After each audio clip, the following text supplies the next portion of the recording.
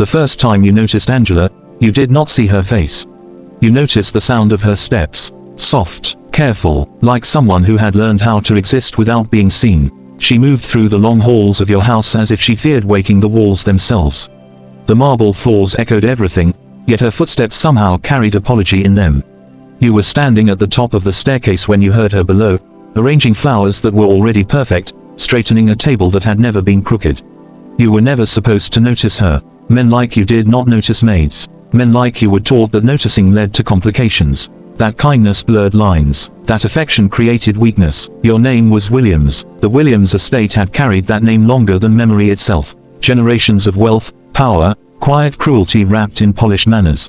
You inherited it all. The house, the land, the expectations, and the rules. One of those rules was simple. Absolute. You do not love the help. Angela had been hired after her mother fell ill. She was young but not naive. There was something old in her eyes, something careful. She knew what this house was. She knew what you were. From the very beginning, she kept her head down. She spoke only when spoken to. She smiled politely, never warmly. Her laughter, if it existed, was saved for moments when she was alone. You saw it once by accident, her shoulders shaking quietly as she laughed at something small, something human. The sound startled you more than anger ever could have, because it made you feel something. You told yourself it was nothing. Weeks passed, then months. You began noticing her everywhere. Not in the way a man notices a woman, you insisted.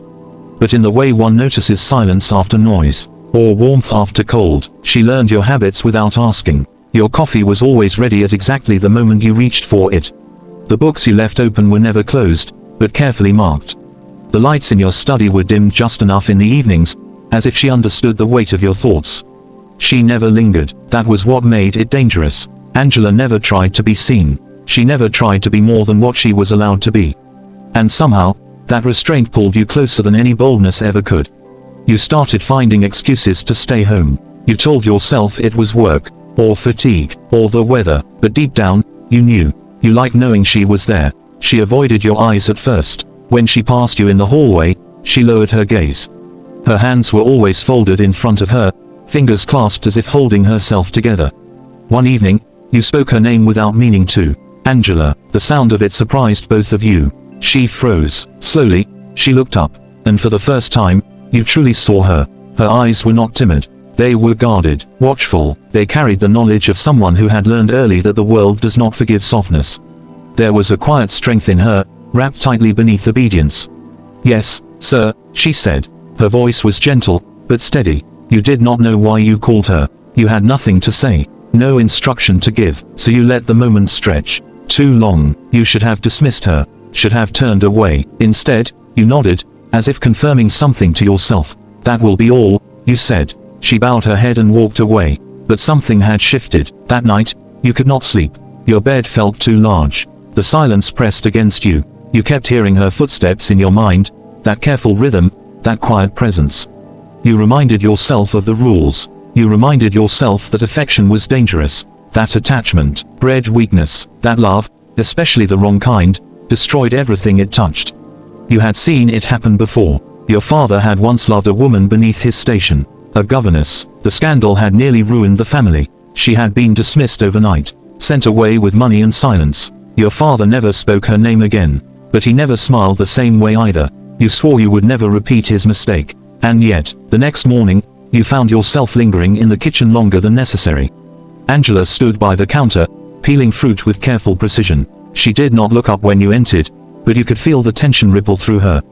"Good morning, sir," she said. "Good morning," you replied. Your voices filled the space and then fell quiet again. You watched her hands, the way her fingers moved with practiced care, the faint scar along her wrist, pale against her skin. You wondered where it came from. You wondered about her life before this house. You wondered who had hurt her.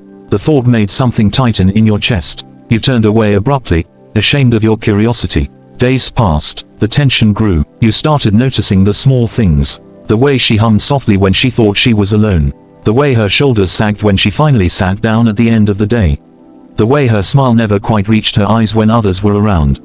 One afternoon, rain trapped you both inside. The rest of the staff had gone early. The house felt emptier than usual. The storm outside was relentless, thunder shaking the windows, rain pounding the roof as if demanding entry. You found Angela in the library. She was not supposed to be there. She stood frozen when she saw you, a book clutched to her chest like a secret. I am sorry, sir, she said quickly. I was just dusting. You knew that was a lie. The book was worn, loved, not something one picked up casually. You should have reprimanded her. Instead, you asked, "What are you reading?" Her eyes flickered with fear. Then something else. Defiance, perhaps, or longing. Just a story, sir. May I see it? She hesitated. The moments stretched thin. Slowly, she handed it to you. It was a novel, old, a love story. Your heart skipped in a way it had no right to. You did not comment. You simply handed it back. You may finish it, you said. Her breath caught. Thank you, sir. That was the moment you crossed the line. After that, the walls between you began to thin. Not disappear, never disappear, but thin enough to let feeling leak through. You started talking, not about important things, not about the estate or business or expectations, but small things, weather, books, music. Angela answered carefully, always respectfully, but slowly, her voice softened. Her sentences grew longer, her eyes met yours more often. You began to look forward to those moments more than you should have. You told yourself it was harmless. You were wrong. One evening, you found her crying. It was accidental. You walked into the servants' corridor without warning. She was sitting on a small bench, her face buried in her hands, shoulders shaking as she tried to stay silent. Angela, she looked up in panic, wiping her tears quickly. I am sorry, sir, she said. I did not mean to be seen. You felt helpless, angry, protective. What happened? She shook her head. It is nothing. You knew that was another lie. You should have let it go. But you stepped closer. Tell me. She looked at you then, truly looked at you, and something broke open. My mother is worse, she whispered. I cannot visit. I cannot afford to leave. And if I lose this job? Her voice cracked. You did not think. You reached out. Your hand touched her shoulder. She froze. The contact was brief, innocent, but it felt like fire. You pulled back instantly. I am sorry, you said. She nodded, but her eyes were shining with unshed tears. From that moment on, everything hurt. Being near her hurt. Being away from her hurt. You began to see the truth clearly, even as you tried to deny it. You were falling in love with your maid, and she knew it too. She became quieter, more distant, as if trying to protect both of you from something inevitable. One night, she finally said it. This cannot happen, sir. Her voice was steady, but her hands trembled. You knew she was right. That made it unbearable. You were never supposed to love her. And yet, you already did. The tragedy was not that the love was forbidden. It was that it was mutual. And neither of you had the courage to stop it. Not yet. The days after that conversation felt heavier. Every glance carried weight. Every silence spoke louder than words. You moved through the house like a man haunted, aware of her presence even when she was not in the room. Angela did the same, careful to keep distance, careful not to linger, careful not to let her eyes betray her heart. But love does not disappear because it is forbidden. It sharpens. You found yourself watching her from doorways, memorizing the way she moved, the way she breathed, as if you feared she might vanish if you looked away for too long. She avoided you now, choosing tasks far from your usual spaces.